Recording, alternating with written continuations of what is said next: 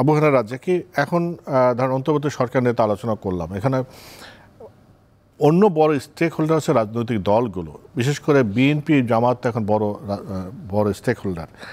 BNP এবং জামাতের বক্তব্যগুলো শুনেছেন, এদের ভূমিকাকে আপনি কীভাবে মূল্যায়ন করবেন? না, যেমন ধরেন আমি বিশেষ করে জামাতের দিকে যদি যাই, আমি জামাতের আমির বিভিন্ন জায়গায় বিভিন্ন ধরনের কথা বলছেন, তার কথাগুলো খুব গোছানো এবং খুব পরিপাটি। এখন তার রাজনৈতিক ইতিহাস যদি আমরা, তাদের রাজনৈতিক ইতিহাস মোটামুটি ৮০-৮৫ বছরের। জামাত ইসলাম তো সারা শুধু বাংলাদেশে না, জামাত ইসলাম পাকিস্তান, জামাত ইসলাম হিন্দ, জামাত ইসলাম ইন্দোনেশিয়া, এরকম বিভিন্ন জায়গায় তারা আছে। এখন তাদের সাথে আজকে তাদের রিলেশন কি সেটা আমরা জানি না।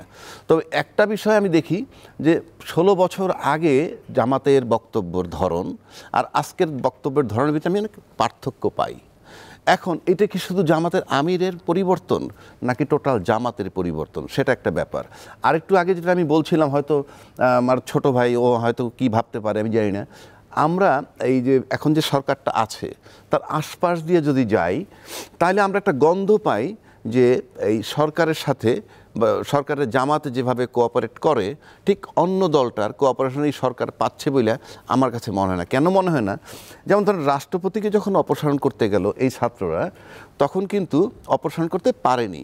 সেটা যাই হোক, সাংবিধানিক পোস্ট, ছাত্ররা কিন্তু সবাই আবার যায়নি, এটাও একটা না, সবাই যায়নি সেটা বড়, গেছে তো যারাই যাক, একটা অংশ গেছে।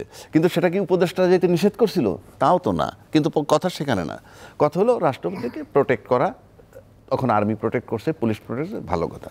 কিন্তু আমরা যখন বিএনপি একটা স্টেটমেন্ট দিল যে রাষ্ট্রপতিকে অপসারণ করতে গেলে সাংবিধানিক সংকট হবে, উনি বলতে পারে রাজনৈতিকভাবে ওনাকে সংকট, কিন্তু প্রশ্ন হচ্ছে প্রধানমন্ত্রী অপসারণটা তো রাজনৈতিক সাংবিধানিক সংকট। প্রধানমন্ত্রী যে অপসারণ করা হইলো তাকেও তো সংবিধান থেকে সরাই দেওয়া হইলো, সংবিধান মোতাবেক সে ছিল। তো সেই হিসাবে আমার কাছে মনে হয় যে এই বিএনপি যে সরকারটা, সেই সরকারটার সাথে জামাতের সাথে যে এই উপদেষ্টা পরিষদ বা সরকারের যে সম্পর্কটা এবং বিএনপির সাথে যে সম্পর্কটা, একটু পার্থক্য পাওয়া যায়।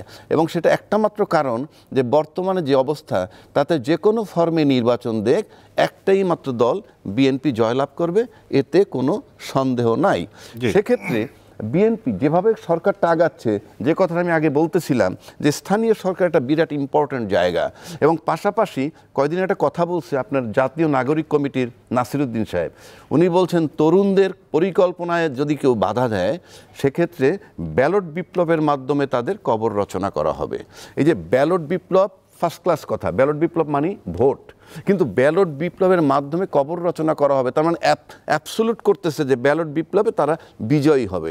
পাশাপাশি নতুন দলের কথা বলা হচ্ছে, এবং তারপর যদি আমি আসিফ মাহমুদ সাহেবকে দেখি যে উনি স্থানীয় সরকার হচ্ছেন, তাহলে বোঝা যায় যে গ্রাউন্ড লেভেলে কাজ করার একটা পরিকল্পনা। এবং এ পর্যন্ত সরকার যেহেতু আজকে পর্যন্ত নির্বাচনের কথা বলেছে, সংস্কার করে নির্বাচন দিবেন, পাশাপাশি অন্যান্য সংস্কার চলবে, সেক্ষেত্রে 2-1 মাস নির্বাচন দেরি হতে পারে।